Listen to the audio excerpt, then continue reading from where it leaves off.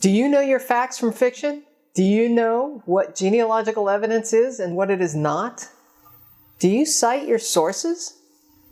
Are you confused between evidence, sources, and source citations? Stay tuned, we'll straighten it all out for you in just a few seconds.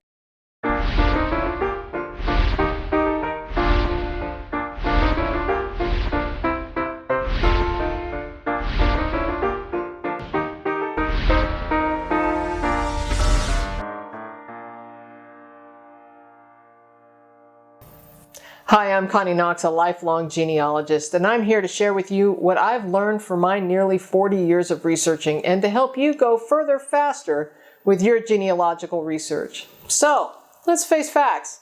Is it fact or is it fiction? Okay, the puns here are endless. Let's get it straight.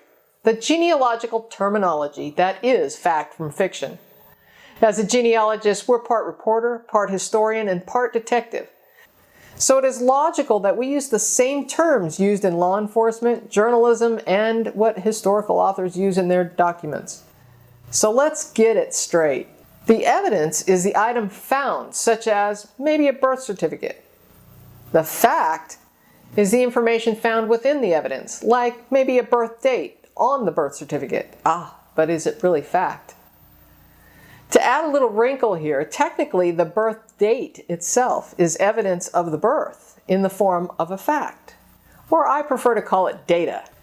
So until you can prove that the birth date is fact, I would venture to say the birth date is also evidence of the birth event, or at least it's statistical evidence in the form of data. I guess my point here is to count every item and statistical data within the physical items as evidence until proven as fact. We'll talk about proving facts in another video, but for now, let's move on to sources. Now, the source is where you found the evidence. For example, the birth certificate may have come from the county courthouse. You'll want to detail where you found the evidence to the point that another person could find it based on your source citation. It might be the Randolph County Courthouse in Asheboro, North Carolina. You would then want to go on to cite the courthouse address, the shelf, the record number, etc. to the point that someone else can retrace your exact steps to finding that record. So now that you have a little better understanding about the facts, evidence, and sources, is it fact or is it fiction? Be careful about what you call facts. Facts need to be proven to truly call them factual. Just because you found a death date on a death certificate does not make it accurate. Question everything. You know Ancestry labels life events as facts, such as birth, marriage, death, divorce, military, etc. FamilySearch calls them details or vital information.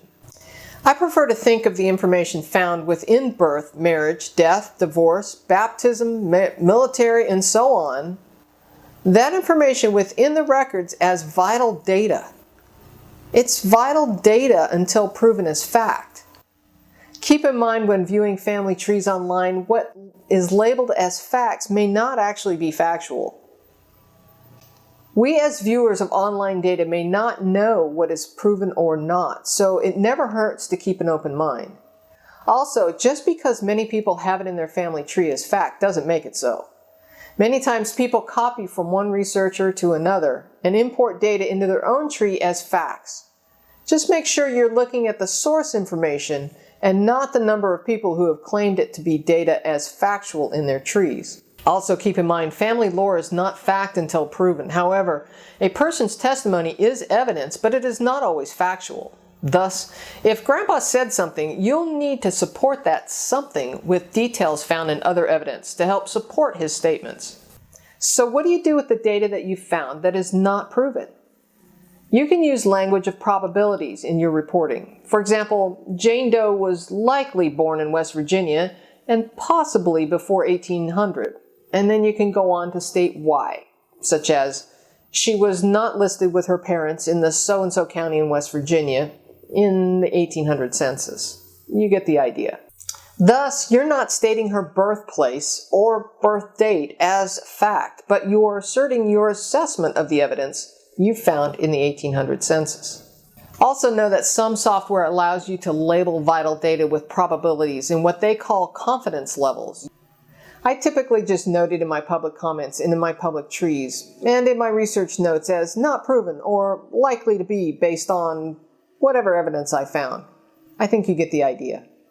Of course, you're going to cite your source and where you found the evidence. From your assessment, it will lead to good research questions for your next task. We'll talk about research questions in another video, but for now, have you got it? Facts are typically found in evidence. Facts need to be proven before they can really be called facts. Otherwise, it's just evidence in the form of data.